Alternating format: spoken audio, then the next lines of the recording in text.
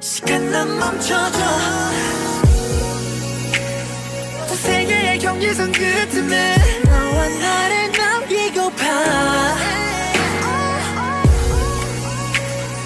키워드 끝까지 꺼내 마법 속에 갇히고파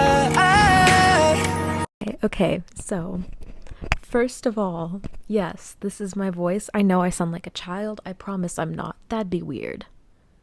Ew. Anyways, I'm not a child. I promise. So anyways, I say anyways too much. Let's just get into it. Blackpink is a four-member girl group consisting of the members Jisoo, Jennie, Rose, and Lisa. They debuted on August 8, 2016 under YG Entertainment with the digital mini-album Square One. Square One had two songs, Whistle and Boom Baya. Netizens were quick to praise Blackpink for doing a new and fresh girl crush type concept. However, it would be a few more years until Blackpink would skyrocket. On November 1st, 2016, we got the digital mini-album Square 2. This album had the tracks Playing with Fire, Stay, and the Whistle acoustic. We got a new sound with this album, but fans started to notice a slight problem, which I'll get into a bit later. Moving on, we get to January 14th, 2017. This is the day Blackpink's fandom was named Blinks, which would one day be one of the most toxic fandoms. June of that same year, we got a digital single, As If It's Your Last. Fans were excited for this comeback, but were also curious as to why the group only had 5 songs after a whole year of being a group. But moving on to August, we got a Japanese album for all of these songs. This attracted Japanese fans, and Blackpink soon started to slowly grow. But March 28, 2018, guess what we get? A repackage. Just an album of all their whopping 10 songs.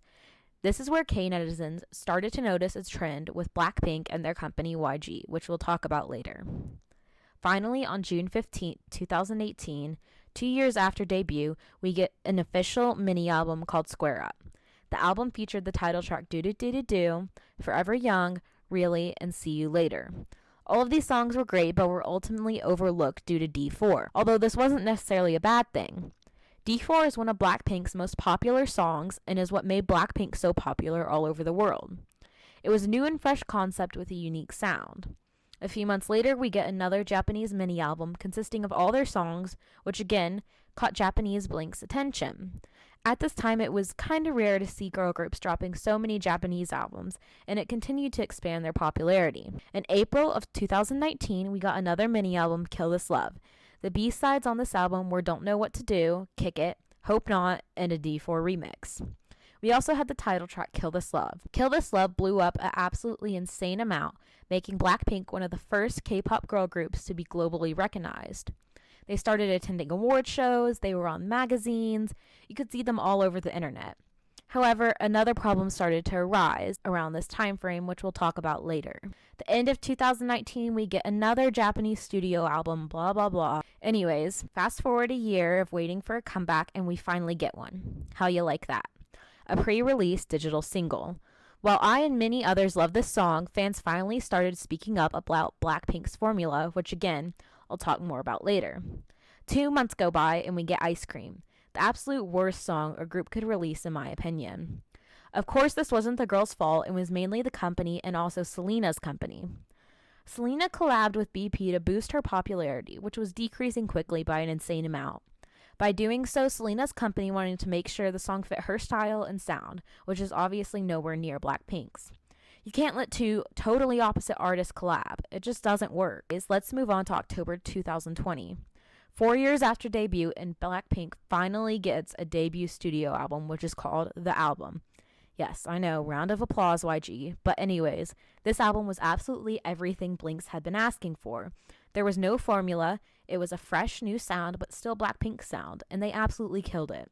The album features the songs How You Like That, Ice Cream, Pretty Savage, Bet You Wanna, which features Cardi B, the title track Lovesick Girls, Crazy Over You, Love to Hate Me, and You Never Know. Again, that girls absolutely served with this album and could arguably be one of the best K-pop girl group albums of all time. Next, we have the theory that Blackpink is being controlled. There are lots of clips that exhibit this type of behavior. For example, the live where Rosie changed her voice when she realized it was live. The countless interviews where they look uncomfortable and uneasy, like they're afraid to say something. And also all the times Jennie has tried to hint at their company being a total nut job. The girls also aren't allowed to date, drive, drink, etc. I understand it could be dangerous and lead to scandals, but let them have a life. They're not getting to experience things every human should. Of course, there was the whole Jinny and Kaya thing, but YG is the reason they broke up in the end. Honestly, these are all a problem with the industry as a whole, but I'm getting off topic. Ultimately, this isn't something I necessarily have an opinion on, so that's all I'm going to say on this topic for now. Next, let's talk about YG. YG Entertainment was founded in March of 1996 by Yang Hyun-suk, former member of the first-generation group Sotaejian Boys, and his younger brother Min-suk, and was originally made out to be a hip-hop company. Hyun-suk ran the company up until 2019 when the Burning Sun scandal happened, which I'm not going to talk too much about. But because of this, his younger brother Min-suk took over. Now the problem with YG and Blackpink. Blackpink has 2 foreign members, Rose, who is from Australia, and Lisa, who is Thai. Because these 2 members were foreign, YG believed they wouldn't attract as much attention, so they gave them less lines. This caused the opposite to happen, however. Rose, Lisa, and Jinny captured the attention of many, leaving Jisoo in the dust. YG noticed the popularity gap and started to give Jisoo less and less lines. As their leader and main vocalist, this was completely unfair and made Jisoo continue to lose popularity due to lack of lines. Let's also talk about how YG gave these girls no training at all and still continues to do so. These girls had no vocal lessons, no rap sessions, and no dance practices. They were given something to do and were just told to do it right without any help. Rumors of this started spreading in about 2018. Blackpink's choreos were all extremely hard, and the girls always seemed exhausted in interviews. There's also that one live where Jinny says they don't have a say in when they have a comeback, meaning YG doesn't even work with them when planning their comebacks and events. We could also talk about the amount of comebacks Big Bang got, while Blackpink got hardly any, apart from singles and repackages. Then in 2020, YG debuted a new group called Treasure. Treasure got 4 comebacks in the span of just 4 months, leaving netizens confused as to why Treasure was being shown favoritism. However, Treasure had their 3rd comeback with the title track MMM. You can look up the lyrics, but it was completely inappropriate for minors to be doing.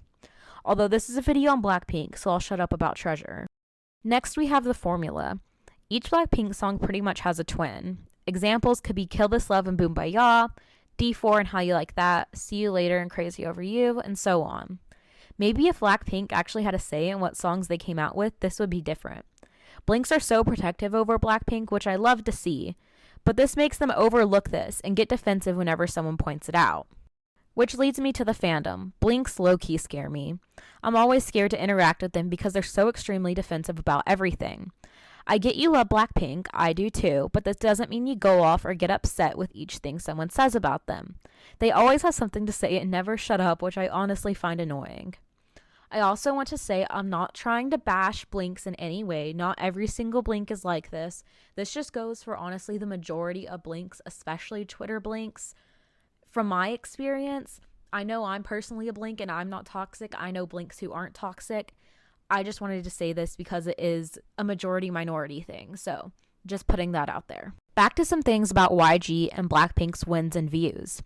I really don't understand how Blackpink could win so many awards with only like 15 songs compared to some other amazing groups that have way more unless something is up. I'm not trying to discredit Blackpink in any way by saying this, but it's just not normal. I know Blackpink doesn't usually attend shows due to conflict between YG and a lot of show organizers.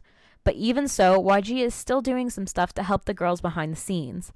There was one show in the beginning of 2020 where BTS and Blackpink were competing. Blackpink were almost 2 million votes short of BTS when the voting closed, but still somehow managed to come out on top. This could be due to the fact that YG was signed with the company who counted the votes. Not saying they rigged it or anything at all, just trying to make a statement. Now on to Blackpink's views. YG markets Blackpink's music videos under the People and Blogs category, meaning you only have to watch 3 seconds of the music video for it to be counted as a view. And because it's also under this category, YouTube doesn't delete views like they do with BTS. I'm sure a lot of people are thinking Big Hit could just do the same with them, but Big Hit and BTS have always been humble and true, so they market their music videos under the music category, meaning YouTube can delete as many views as they want. BTS doesn't really care about views, neither does Big Hit, but as you can tell, YG does. Many netizens have come to the conclusion that YG is buying Blackpink views, which makes total sense. Some people try to use the argument that YG doesn't have the money for that because of their rapidly decreasing stocks. However, if this was true, they wouldn't have had the money to debut Treasure, especially with the amount of success Treasure achieved. I believe YG is hiding a lot and has a lot more money than what it seems. Even if this isn't true, it still makes sense as to why Blackpink doesn't get training, because YG spends money on views rather than improving their idols. With all this being said, I'm going to close this video by saying I did not mean to spread hate in any way at all. I am a Blink myself and have stanned Blackpink since debut. I love them very much and they deserve everything they have. This video was not about the girls themselves at all, but more about their company and to show you why YG is such a problem.